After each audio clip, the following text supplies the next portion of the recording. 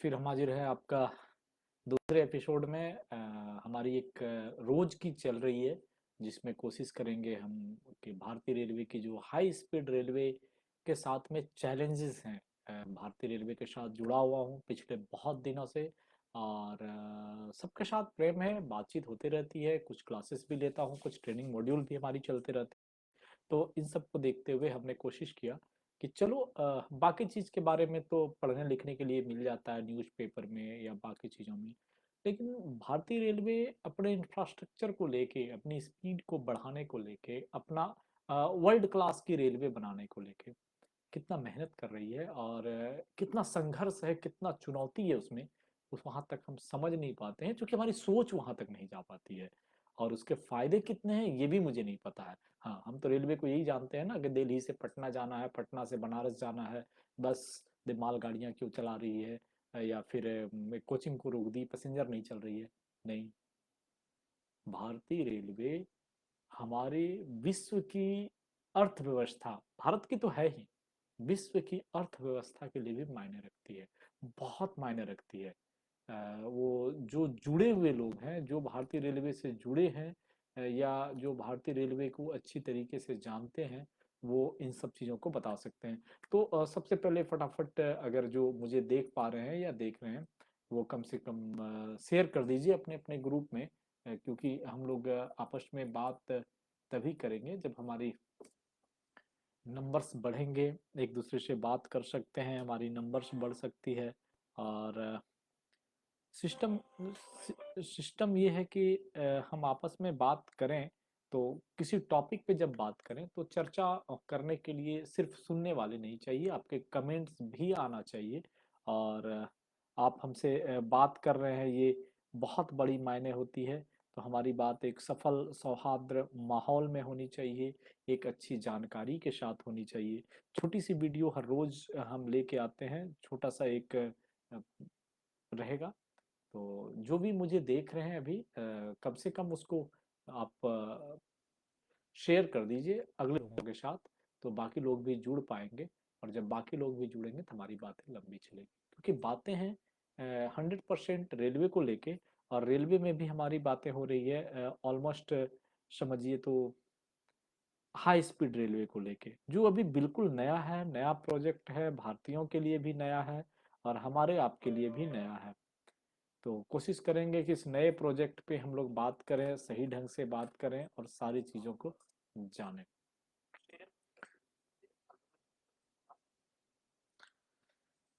तो मैं बताना चाहूँगा कि भारतीय रेलवे की जो प्रोजेक्ट हैं अभी हाई स्पीड रेलवे की, 2015 से लाइन में आई थी।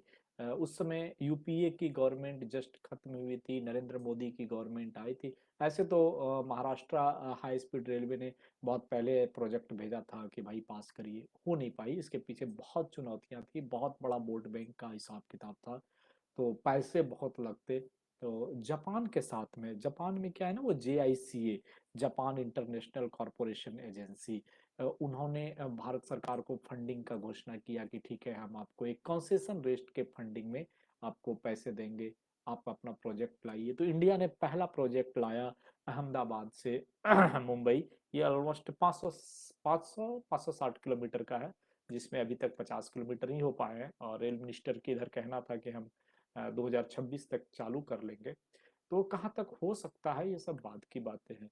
लेकिन इन्हीं के बीच ये 80,000 करोड़, 1 लाख करोड़, 1.5 लाख करोड़, जो सुनने में इतनी बड़ी अमाउंट लगती है, लेकिन जो खर्च हैं, जो चैलेंजेस हैं हाई स्पीड रेलवे को बनाने में, उनके लिए पटरियों का कंस्ट्रक्शन नया चाहिए, पटरियों की स्ट्रेंथ, क्योंकि अभी जो भारतीय रेलवे है ना, भारतीय रेलवों की जो बनावट है, क्योंकि अंग्रेज जिस समय पटरी लगाए थे या स्ट्रक्चर बिछाए थे, उस समय रेलवे की average speed 60-70 kilometre per hour थी। धीरे धीरे भारतीय रेलवे अभी इंटरलॉकिंग 4 तक गई है, जहाँ पे 160 किलोमीटर की स्पीड है। और ये जो आपकी हाई स्पीड ट्रेनें हैं, ये 300 किलोमीटर की स्पीड तक चलेगी। कहने का मतलब है कि जब इतनी सारी परिवर्तन आने वाले हैं, उसके ऊपर लोड बढ़ने वाले हैं, उसके ऊपर ग्रॉस मिलियन टन बढ़ने वाले हैं, पटरियों के ऊपर स्पीड बढ़ने वाली है, इंफ्रास्ट्रक्चर में तो परिवर्तन करना पड़ेगा। अच्छा, इंफ्रास्ट्रक्चर के साथ क्या है कि बहुत सारी नई लाइनें बिछानी है। तो नई लाइनों में लैंड एक्विजिशन है, उसके साथ में आम पब्लिकों के साथ समझौता है, क्योंकि बहुत सारे गांव उजाड़ने पड़ेंगे, बहुत सारे शहरों के बीच से गुजारना पड़ेगा। ऐसे कोशिश तो रहती है कि हम दूर दूर से लेके जाए जहाँ पे आबादी कम हो, फिर भी संभव नहीं है। तो उन सब में एक पॉलिटिक्स भी आती है, वोट बैंक का खतरा, जंगल काटने पड़ेंगे, जो आम पब्लिकों के साथ एक रिलेशन जुड़ा रहता है। तो इन सब समस्याओं के साथ साथ जो पटरियां बिछी हुई हैं, उनके ऊपर भी अगर सेमी हाई स्पीड या हाई स्पीड चलानी है, तो उनमें जो अभी गियर्स लगे हैं वो उसके लिए कंपेटेबल नहीं है। तो क्या करना होगा, उसके लिए पटरियां बदलने पड़ेंगे, उसके लिए पॉइंट्स चेंज करने पड़ेंगे, उसके लिए हाई स्पीड टेक्नोलॉजी लगाना पड़ेगा। जो गियर्स लगे हुए थे नॉर्मल स्पीड में, उसको चेंज करना पड़ेगा। ये तो हुई इंटरनल टेक्निकल बात। अब बातें आती है कि रेलवे को पहले सुधारो, प्लेटफार्म गंदा है, इसको सही करो।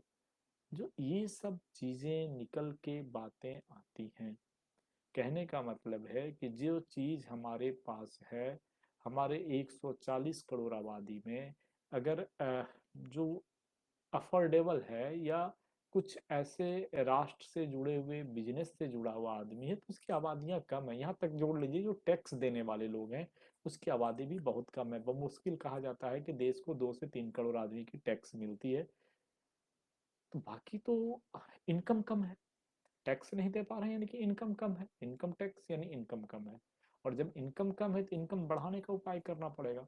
इनकम बढ़ाने के उपाय करने के लिए आपको रोजगार उत्पन्न करने पड़ेंगे, रोजगार उत्पन्न करने के लिए इंफ्रास्ट्रक्चर बढ़ाना पड़ेगा। और ये जो हाई स्पीड ट्रेन है, ये अपने आप में एक बहुत बड़ा इंफ्रास्ट्रक्चर है, क्योंकि इस पे जो विकास के लिए खर्च लग रहे हैं, वो बेशुमार खर्च लग रहे हैं। फायदे क्या होंगे?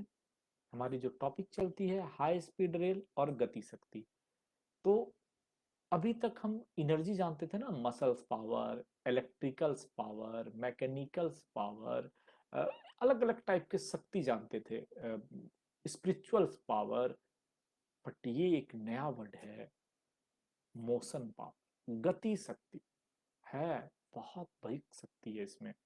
अभी आप एक, मैं छोटा सा, क्योंकि आज के एपिसोड के लिए ज्यादा समय नहीं बच रहा है, तो एक छोटा सा एग्जांपल आपको बताता हूँ कि हमारा जो कार्य 3 घंटे में हो सकता है, अगर वो 1 घंटा में हो, तो हमें 2 घंटा की बचत होगी।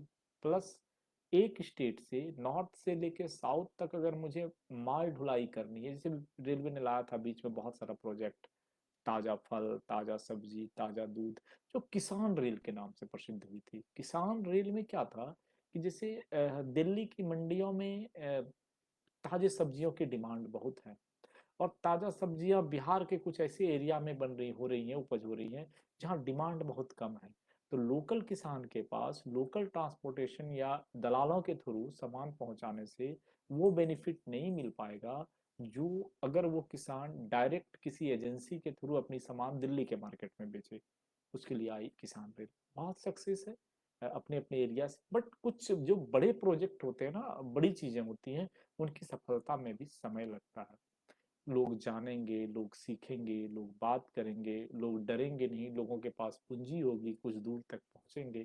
तो एक लंबी प्रक्रिया होती है। इन लंबी प्रक्रिया में भी हमारी आपकी हाई स्पीड ट्रेनें हैं, जो रेलवे की गति के साथ साथ पटरियों पर जो अपनी रेल की गति को बढ़ाएंगे, उसके साथ साथ देश की आर्थिक गति को भी उसी स्पीड से आगे लेके जाएगी, जिसकी कल्पना हम और आप नहीं कर सकते।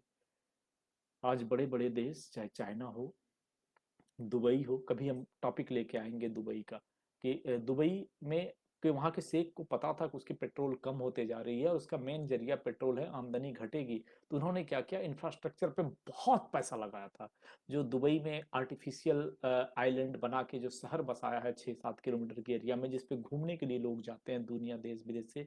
और आज दुबई टूरिस्ट हॉट स्पॉट बना हुआ है और सबसे अधिक पैसा कमा रहा है। उसके पहले वहाँ के शेख की ये सोच थी कि जब हमारी पेट्रोल कम हो जाएगी तो हम आमदनी से कहाँ करेंगे, और पेट्रोल के पैसे को उन्होंने टूरिज्म इंडस्ट्रीज में लगा दिया था। इस पे बहुत अच्छी चीजें हैं, कभी मौका मिला तो चर्चा कर लेंगे। सेम है रेलवे पे, कि रेलवे में भी हमारी सरकार ने रेलवे को डेवलप करने के लिए, उसमें इंफ्रास्ट्रक्चर डेवलप करने के लिए इतनी पूंजी झोंक दे रहे हैं कि वो ऑटोमेटिक है कि आगे बढ़ेगा और अपनी गति के साथ साथ देश की प्रगति में और देश की आर्थिक गति को उतनी ही स्पीड से आगे ले जाने में मुझे लगता है कि बहुत आगे है। बस जरूरत है आम जनमानस की सपोर्ट की, और वो तभी हो सकता है जब आम जनमानस को हाई स्पीड ट्रेन और गति शक्ति के बारे में एक एक चीज, छोटी छोटी पहलुओं को पॉजिटिव निगेटिव के तौर पर हम और आप जैसे जागरूक नागरिक थोड़ी थोड़ी जितनी समझ में आता है उतना बताने का कोशिश करें।